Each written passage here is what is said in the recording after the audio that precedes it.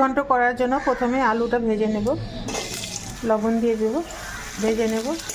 আলু লাল করে ভেজে নিয়েছি, এবার তুলে নিচ্ছি। তেলে দিয়ে দিব শুকনো লঙ্কা, তেজপাতা, গরম মশলা, জিরে, পেঁয়াজ কুচি।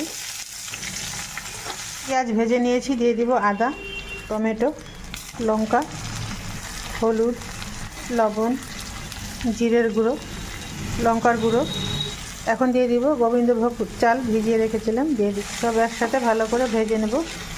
চাল মশলার সাথে ভালো করে ভেজে নিয়েছি। এখন দিয়ে দেব গরম জল। জলটা চালের ডবল দিতে হবে। দিয়ে দেব ভেজে রাখা আলু, সামান্য চিনি দিয়ে দেব। মাছের মাথা ভেজে নিয়েছি, এবার নামিয়ে নেব। মাছের মাথা দিয়ে দেব, দিয়ে ভালো করে মিশিয়ে নেব। তা হয়ে গিয়েছে। এখন দিয়ে দেব গরম মশলা, মিশিয়ে নেব। এবার নামিয়ে নেব। এইভাবে তোমরা একবার তৈরি করে নাও গোবিন্দভোগ চাল দিয়ে মাছের মাথার মুড়ি ঘন্ট।